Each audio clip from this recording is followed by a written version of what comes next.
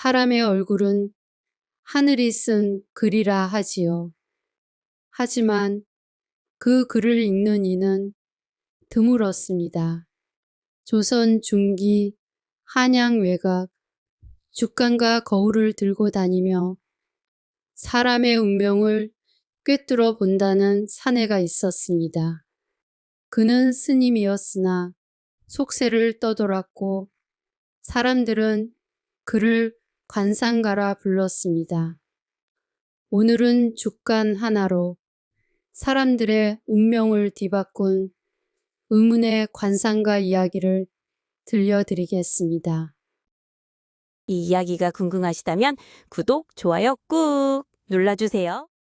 이른 새벽 한양 외곽 강가 앞 안개가 아직 거치지 않은 관가 마당에 포승줄에 묶인 젊은 선비가 무릎을 꿇고 있었습니다.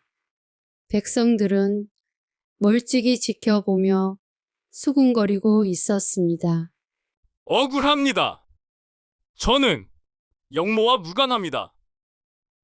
저 젊은 선비가 영모라니 참 안 됐구먼. 에휴, 관가에서 잡았다는데 뭔 말이 통하겠어. 내가 아니면 누가 하겠느냐? 고개를 숙이고 죄를 받으라. 누명이라 하였지만 그의 말은 아무도 믿어주지 않았습니다. 그때 낡은 삿갓을 깊게 눌러쓴 사내가 관가 앞에서 걸음을 멈춥니다. 그의 손에는 작은 나무 상자와 청동 거울이 들려 있었습니다.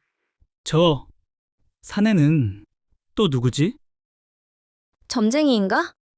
아니면 스님인가? 삿갓을 쓴 사내가 젊은 선비에게 다가가 죽간통을 내밉니다. 젊은이, 죽간 하나를 뽑으시오. 포졸들이 비웃었습니다. 니놈 목이 달아날 판에 점을 치겠다 하느냐? 호호! 하지만 선비는 예사롭지 않은 그의 눈빛에 압도되어 떨리는 손으로 죽간 하나를 뽑았습니다. 그 죽간에는 굵은 글씨로 이렇게 적혀 있었습니다. 3일 신명, 사흘이면 진실이 드러난다는 뜻이지요. 사흘 동안 몸을 낮추고 기다리시오. 그리하면 하늘이 자네의 억울함을 밝혀줄 것이오. 선비는 그 말을 가슴에 새기고 도망치지 않았습니다. 사흘 뒤 진짜 영모의 수계가 잡히면서 그의 누명은 벗겨졌습니다. 누명을 벗고 걸어 나오는 젊은 선비 뒤에 홀연히 관상가가 나타났습니다. 진실은 달아나지 않소. 다만 때가 늦을 뿐이오. 사람들은 그제야 수군대기 시작했지요. 저 삿갓 쓴 사내 범상치 않은 것 같아. 하늘의 뜻을 아는 자라던데요? 그들이 고개를 돌렸을 때 사내는 이미 자취를 감추고 없었습니다. 늦은 저녁, 주막 안에는 사람들로 가득했습니다. 관상가는 구석 자리에 앉아 국밥 한 그릇을 청해서 먹고 있었습니다. 한 촌부가 숨을 헐떡이며 관상가 앞으로 달려 들어왔습니다. 관상가 나리, 제 아내가 사라졌습니다. 장에 나갔다. 돌아오지 않습니다. 제발, 제 아내를 찾아주십시오. 관상가는 거울을 꺼내 촌부의 얼굴을 비춥니다. 거울에 비친 촌부의 얼굴은 이마가 시커멓고 입술이 바짝 말라 있었습니다. 죽간 하나를 뽑으시오. 죽간에는 은처 시민이라 적혀 있었습니다. 숨은 곳에서 사람을 찾으라는 뜻이지요. 관상가는 애가 타는 그 촌부에게 말했습니다. 오늘 밤 주막 뒤에 버드나무 골목으로 가시오. 그곳에 자네 길을 막는 자가 있을 것이오. 유념해야 할 것은 목 아래 푸른 점을 가진 사내를 조심하시오. 만약 그 자를 놓치면 다시는 아내를 찾지 못할 것이오. 촌부는 떨리는 가슴을 부여잡고 아내를 찾겠다는 일념 하나로 골목으로 향했습니다. 달빛조차 스미지 않는 버드나무 골목. 한참을 숨어 지키던 그때 목 아래 푸른 점이 선명한 사내가 아내를 억지로 끌고 가고 있었습니다. 촌부는 죽을 힘을 다해 달려들어 사내를 붙잡았지요. 그는 인신매매단의 일원이었습니다. 아내를 구해낸 촌부는 서로 부둥켜 안고 눈물을 흘렸습니다. 그때 빗속을 뚫고 삿갓을 쓴 한 사내가 조용히 걸어 나왔습니다. 그는 촛불처럼 어둠 속에서 홀연히 모습을 드러냈습니다. 사람의 인연은 바람과 같소. 잡으려 하면 흩어지고 놓으면 제자리를 찾는 법이오. 촌부가 고개를 들어 그를 바라보았으나 이미 관상가는 빗속 어둠에 몸을 감춘 뒤였습니다. 모두가 떠난 늦은 밤, 한 노파가 관상가를 찾아왔습니다. 아들을 전염병으로 잃고 제 마음이 무너져 살 수가 없습니다. 죽간 하나를 뽑으시오. 은덩, 무성, 소리 없는 선함이 가장 크다는 뜻이지요. 선한 덕은 소리 없이 하늘에 닿습니다. 아들은 떠났으나 자네의 선한 삶은 하늘이 기억할 것이요. 아들 또한 자네가 쌓은 선한 덕에 편안한 곳에 있을게요. 노파는 눈물을 흘리며 합장을 하였고 얼굴 또한 편안해졌습니다. 선한 덕은 소리 없이 하늘에 닿기 마련이요. 그대의 눈물은 하늘이 기억할 것이요. 그러니 그 삶을 멈추지 마시오. 그의 진심 어린 말에 노파는 집으로 돌아가는 발걸음은 한결 가벼워졌습니다. 사람들은 그를 단순한 관상가가 아니라 마음을 고치는 이라 불렀습니다. 다음 날 새벽, 동이 트기도 전에 한 장사꾼이 관상가를 찾아와 울며 호소하였습니다. 벗이라 믿은 자에게 전답을 팔아 맡겼습니다. 큰 장사를 하자더니 돈만 들고 사라졌습니다. 관상가는 죽간을 뽑게 하였습니다. 그가 뽑은 죽간에는 이몽, 안패라는 글귀가 적혀 있었습니다. 이익이 눈을 가린다는 뜻이지요. 탐욕이 자네 눈을 가려 그 자를 벗이라 여긴 것이지 벗이 아니었던 것이. 내일 새벽에 마을 끝자락 강가 나루터로 가보시오. 장사꾼은 다음 날 새벽에 나루터로 달려가 사기꾼을 붙잡았습니다. 전닭값도 일부 돌려받았다며 관상가를 찾아왔습니다. 벗은 의리로 알지 이익으로 재지 않소. 이 기억을 잊지 마시오. 관상가의 말에 장사꾼은 깊은 깨달음으로 돌아갔습니다. 사람들은 주간 하나로 이룬 재산을 되찾게 되었다며 더 큰 경외심을 품었습니다. 그날 저녁 밖엔 비가 내리고 있었습니다. 그 빗속을 다급하게 달려온 사람이 있었습니다. 젊은 부부가 앙상한 아이를 안고 간상가 앞에서 울먹이며 말했습니다. 나리, 이 아이를 살려주십시오. 의원도 손을 놓았습니다. 이 아이는 저희의 전부입니다. 제발, 제발 살려주십시오.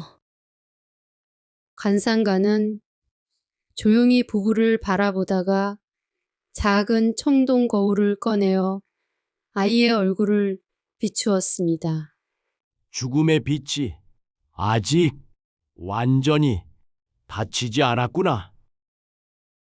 관상가는 죽간 통을 부부 앞으로 내밀며 말합니다. 죽간 하나를 뽑아보시오. 부부는 서로를 바라보다 떨리는 손으로 죽간 하나를 뽑았습니다. 천문유계 라는 글귀가 적혀 있었습니다. 하늘문은 아직 닫히지 않았다는 뜻이지요. 관상가는 죽간을 한참 바라보며 고개를 끄덕이며 말했습니다. 전문동은 폐와 신장의 음기를 보충하고 마른 몸을 적셔주니 전문동을 구해서 이래를 다려 먹이시오. 하늘문은 아직 닫히지 않았소. 그리하면 이 아이는 돌아올 것이오. 부부는 눈물을 훔칠 겨를도 없이 온 산을 헤맸습니다. 비는 억수같이 쏟아지고 발은 진흙에 빠져 피가 배어 나왔지만 멈추지 않았습니다. 셋째 날 깊은 숲 절벽 끝에서 마침내 하얗고 긴 줄기 하나가 바람에 흔들리는 것을 발견했습니다. 부부는 그것이 천문동임을 알아차리고 땅에 이마를 대고 큰 절을 올린 뒤 그것을 품에 안았습니다. 그들은 매일 불을 지피고 정성껏 약을 달여 이래 동안 아이의 입에 조금씩 흘려 넣었습니다. 그리고 마지막 날 마치 깊은 잠에서 깨어난 듯 아이는 눈을 살짝 떴고 창백한 입술에는 미약한 미소가 번졌습니다. 눈을 떴어요. 우리 아이가 살아났어요. 그때 홀연히 관상가가 나타났습니다. 죽음은 아직 이 아이를 데려가려 하지 않소. 하늘은 그 마음을 시험할 뿐이요. 부부가 고개를 들었을 때 관상가는 벌써 자리를 떠나고 없었습니다. 그날 이후 사람들은 그를 죽은 이를 살리는 자라 불렀습니다. 그의 이름은 더는 그 마을에만 머물지 않았습니다. 죽은 자의 운명마저 거스르는 자로 알려졌지요. 다음 날 새벽녘 그는 주막을 나섰습니다. 서쪽 해안가를 향해 빗속을 걸었습니다. 어젯밤 꿈에서 본 죽간의 글귀가 그의 발걸음을 더 서두르게 했지요. 닷새째 되던 날 해안가 사찰에 도착할 무렵에 밤이었습니다. 관상가는 해안가 옆길 절벽 위에 서 있는 한 여인을 보고 다가갔습니다. 비에 젖은 초라한 옷차림에 바람에 흩날리는 머리칼, 생의 끈을 놓아버린 듯한 눈빛. 그녀는 절벽 끝에 서 있었습니다. 사람들은 그녀를 남편을 잡아먹은 과부라고 불렀지요. 남편과 아들은 역병으로 떠나고 친정과 시댁에게도 버림받아 그녀는 이 세상에 홀로 남겨진 몸이었습니다. 그대 거기서 무엇을 하고 있소? 당신이 누군데 제 삶에 끼어듭니까? 남편은 역병으로 이 세상을 떠나고 하나뿐인 아들도 역병에 걸려 죽었습니다. 저는 저 하나만 죽으면 되는 사람입니다. 죽으면 모든 것이 끝난다 생각하오? 끝나지 않으면 어쩌겠습니까? 이렇게 죄 많은 인생을 살아 무엇을 합니까? 저를 기다리는 이는 아무도 없는데. 관상가는 그녀를 똑바로 바라보며 죽간통을 내밀었습니다. 죽간 하나를 뽑으시오. 죽기 전에 점이라도 보라 하시는 겁니까? 운명은 죽음 앞에서도 글을 씁니다. 뽑아보시오. 과부는 체념한 손길로 죽간 하나를 뽑았습니다. 그 위에는 이렇게 적혀 있었습니다. 미도 집안, 돌을 다 채우지 않아도 된다. 사람이 도리를 다 지켜야만 하늘이 그를 품는다고들 하지. 허나 그건 헛된 말이요. 하늘은 사람에게 모든 짐을 지우지 않소. 절반만 지켜도 그 나머지는 하늘이 메운다오. 그대는 이미 충분히 견뎠소. 더 짊어지지 말고 내려놓으시오. 아니요. 저는 잘못한 게 많습니다. 남편이 죽을 때 저는 남은 쌀을 숨겼습니다. 혹시라도 제가 살아남을까? 그 비열한 마음이 남편을 죽게 한 겁니다. 그대는 살기 위해 쌀을 숨겼을 뿐 살아남겠다는 의지가 어찌 죄가 되겠소? 하늘은 그 마음을 벌하지 않소. 그대가 진정으로 살아간다면 그것이 속죄요. 과부는 그제야 무너져 흐느꼈습니다. 끝내 붙잡고 있던 절벽 끝 돌을 내려놓고 간상가 앞에 무릎을 꿇었습니다. 제가 살아도 되겠습니까?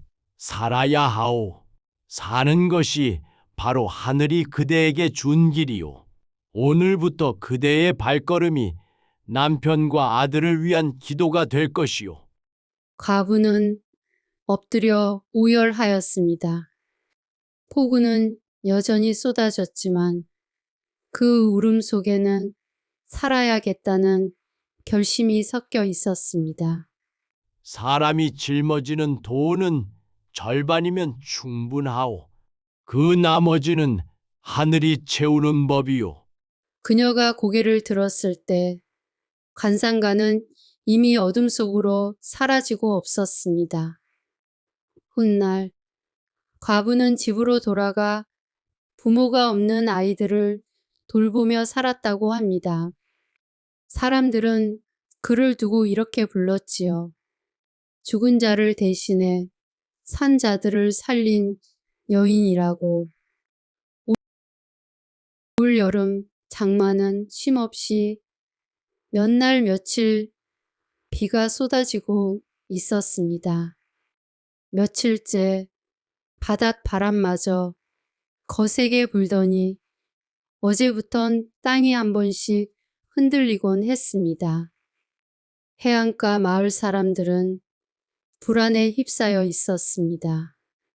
원로들은 이럴 때는 부처님께 빌어야 한다며 마을 사람들을 이끌고 사찰로 향했습니다. 아침 일찍 사람들의 웅성임에 간상가는 밖으로 나왔습니다. 그곳엔 이미 마을 사람들이 사찰 마당에 들어서고 있었습니다. 관상가는 조용히 마을 사람들 앞으로 걸어갔습니다. 아니, 저분은 여기 계셨던 스님이 아닌가? 10년 전 이곳을 떠났던 그 스님이시잖아요. 마을 사람들은 합장하며 그에게 인사했습니다. 그러자 그는 기다리기라도 한 듯 말없이 죽간을 뽑아 들었습니다. 해풍제지. 바닷바람이 불면 재앙이 온다는 뜻이지요. 그는 비장하게 말했습니다. 오늘 밤에 바람이 바다에서 불면 산으로 오르시오. 그렇지 않으면 모두 물에 잠길 것이오.